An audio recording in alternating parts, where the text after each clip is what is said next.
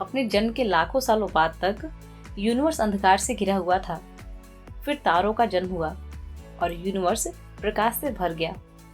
बिल्कुल वैसे ही अपने जन्म के लाखों सालों बाद तक हम इंसान भी अज्ञानता के अंधकार में घिरे हुए थे। फिर कुछ लोगों ने ज्ञान का दीपक जलाकर इस दुनिया को प्रकाशित किया और हमारे आसपास होने वाली इन घटनाओं के पीछे के सही कारण को समझाया। दुनिया को ज्ञान के प्रकाश से रोशन करने वाले उन पायनियर्स की लिस्ट में बहुत सारे लोग भारतीय भी थे और उन्हीं में से कुछ लोगों के बारे में आज के इस वीडियो में हम बात करने वाले हैं। इस वीडियो में हम प्राचीन भारत के उन महान एस्ट्रोनॉमर्स और मैथमेटिशियंस के बारे में जानेंगे जिनकी ग्राउंड ब्रेकिंग डिस्कवरीज ने यूनिवर्स को समझने में हमारी हेल्प की। बात भारत के प्राचीन खगोल वैज्ञानिकों की हो और उसमें आर्यभट्ट का नाम ना आए, ऐसा हो ही नहीं सकता। उनका जन्म 476 ईस्वी में बिहार के पटना में हुआ था। उन्होंने 23 वर्ष की आयु में आर्यभट्टीय नामक पुस्तक लिखी थी, जिसमें उन्होंने एस्ट्रोनॉमी और मैथमेटिक्स से जुड़े हुए बहुत सारे सिद्धांत दिए हैं। पुराने समय में ऐसी मान्यता थी कि आसमान रोटेट करता है, इसीलिए तारे मूव करते हुए दिखाई देते हैं। लेकिन पहली बार आर्यभट्ट ने ही अपनी पुस्तक में ये बताया था कि आसमान रोटेट नहीं करता, बल्कि पृथ्वी अपनी एक्सिस पर रोटेट करती है। सिर्फ इतना ही नहीं, बल्कि उन्होंने तो ये भी कैलकुलेट कर लिया था कि पृथ्वी अपनी एक्सिस पर एक चक्कर लगाने में कितना समय लेती है। इसके अलावा उन्होंने ये भी कैलकुलेट किया था कि पृथ्वी 365 दिन, 6 घंटे, 12 मिनट और 30 सेकंड में सूरज के चारों ओर एक चक्कर पूरा करती है। आर्यभट्ट द्वारा कैलकुलेट की गई यह वैल्यू मॉडर्न वैल्यू से सिर्फ 3 मिनट 20 सेकंड ही ज्यादा है। आर्यभट्ट के कार्यों ने बहुत लोगों को इंस्पायर किया था और उन्हीं में से एक थे वराहमिहिर। उनका जन्म 505 ईस्वी में मध्य प्रदेश के उज्जैन में हुआ था। एक बार कुसुमपुर में अपनी यात्रा के दौरान वो आर्यभट्ट से मिले, जिसके बाद उन्होंने ये तय कर लिया कि उन्हें अपने जीवन में क्या करना है। आर्यभट्ट से इंस्पायर होकर उन्होंने अपना पूरा जीवन एस्ट्रोनॉमी और मैथमेटिक्स को समर्पित कर दिया। उन्होंने पंच सिद्धांतिका, योग यात्रा और बृहद संहिता इत्यादि पुस्तकें लिखी थी। पंच सिद्धांतिका में उन्होंने अपने समय में प्रचलित 5 खगोलीय ग्रंथों का सारांश प्रस्तुत किया है, जिसमें आर्यभट्ट द्वारा लिखा गया ग्रंथ सूर्य सिद्धांत भी शामिल है। वराहमिहिर ने पंच सिद्धांतिका पुस्तक को 525 ईस्वी में लिखा था और इस पुस्तक में उन्होंने बहुत सारे टॉपिक्स को कवर किया है, जैसे ग्रहों की गति, सोलर इक्लिप्स, लूनर इक्लिप्स, सोल्स्टाइसिस और इक्विनॉक्सिस इत्यादि। वराहमिहिर ने ही पहली बार दुनिया को यह बताया कि हर साल इक्विनॉक्सिस 50.32 आर्क सेकेंड से बदलता रहता है। अगर मैथमेटिक्स में दिए गए उनके योगदान की बात करें तो उन्होंने जीरो और नेगेटिव नंबर की अलजेब्रिक प्रॉपर्टीज को डिफाइन किया था। अपनी पुस्तक बृहद संहिता में उन्होंने क्वाड्रेटिक इक्वेशन को डिस्कस किया है। उन्होंने आर्यभट्ट के साइंस टेबल की एक्यूरेसी को भी इम्प्रूव किया था। आर्यभट्ट और वराहमिहिर के बारे में तो हमने काफी कुछ जान लिया, तो चलिए अब बात करते हैं भारत के एक और महान एस्ट्रोनॉमर ब्रह्मगुप्त के बारे में। इनका जन्म 598 ईस्वी में राजस्थान के भीलमाला में हुआ।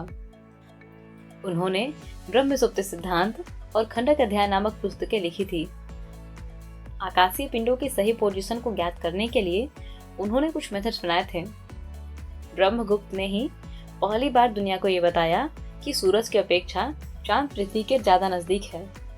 उन्होंने अपनी पुस्तक खंडक अध्याय में प्लैनेट्स की लॉन्गिट्यूड, रोटेशनल पीरियड और इक्लिप्सेस के बारे में काफी सारी जानकारियां दी हैं। इसके अलावा उन्होंने मून के अलग अलग फेजेस और प्लैनेटरी कंजंक्शंस को भी डिस्कस किया है। हमारी किताबों में यही समझाया गया है कि न्यूटन ने ग्रेविटी की खोज की, लेकिन न्यूटन के जन्म से 1000 साल पहले ही ब्रह्मगुप्त ने ग्रेविटी के सिद्धांत को समझाया था। उन्होंने 628 ईस्वी में यह बताया था कि पृथ्वी के पास एक आकर्षण बल है, जिसकी मदद से यह वस्तुओं को अपनी ओर खींचती है। उन्होंने इस बल को दर्शाने के लिए संस्कृत के एक शब्द गुरुत्वाकर्षणम का उपयोग किया था। उन्होंने अपनी पुस्तक ब्रह्मसुप्त सिद्धांत में लिखे एक श्लोक में बताया है कि जिस तरह पानी की प्रकृति है बहना, बिल्कुल उसी तरह पृथ्वी की प्रकृति है वस्तुओं को अपने ओर खींचना। इतना ही नहीं, बल्कि उन्होंने तो पृथ्वी के सरकमफ्रेंस को काफी एक्यूरेसी के साथ कैलकुलेट कर लिया था। उनके अनुसार पृथ्वी का सरकमफ्रेंस 5000 योजन है।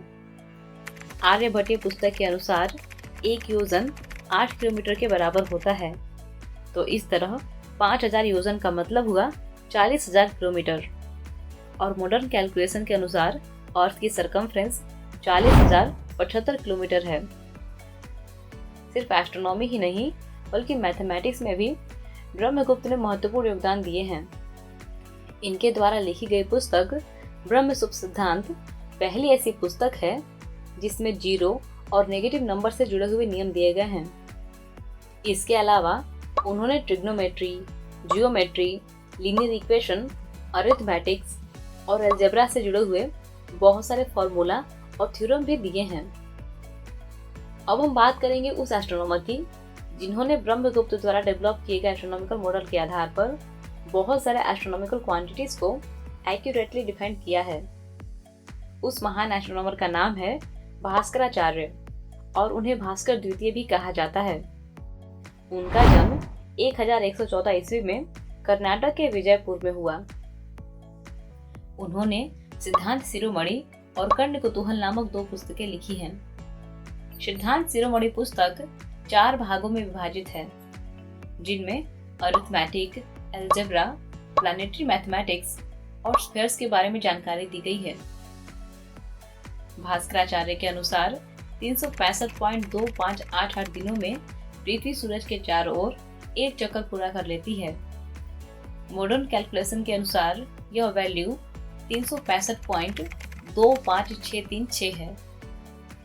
अब आप देख सकते हैं कि इन दोनों वैल्यूज में सिर्फ 3.5 मिनट का ही अंतर है। उन्होंने प्लैनेट्स के लॉन्गिट्यूड और लैटिट्यूड्स, इक्लिप्सेस तथा सूरज और चांद के पाथ के बारे में भी अपनी बुक में काफी कुछ बताया है। एस्ट्रोनॉमी के अलावा भास्कराचार्य ने मैथमेटिक्स के क्षेत्र में भी काफी महत्वपूर्ण योगदान दिए हैं।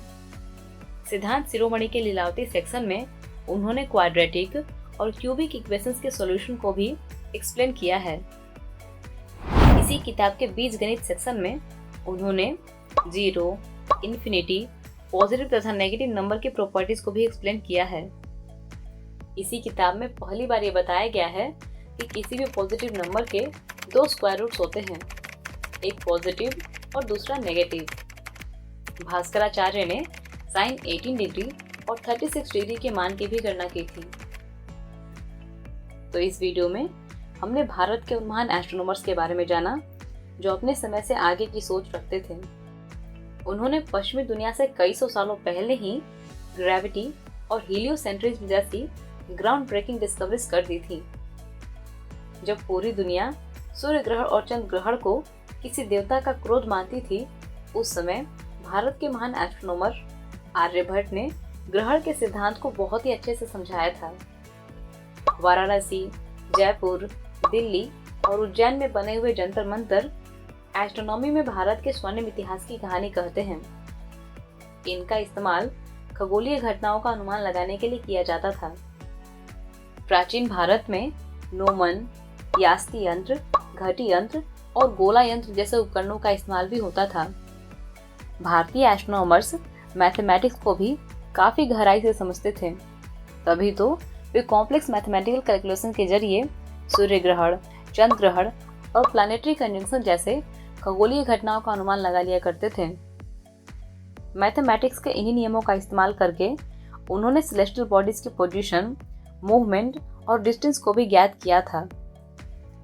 इन एस्ट्रोनॉमर्स की इसी लेगेसी को आगे बढ़ाते हुए आधुनिक भारत के वैज्ञानिक भी एक नए तरीके से ब्रह्मांड को जानने में लगे हुए हैं और भारत का नागरिक होने के नाते हमारी भी ये रिस्पॉन्सिबिलिटी बनती है कि हम इनके लेगेसी को स्प्रेड करें और इनके बारे में बातें करें।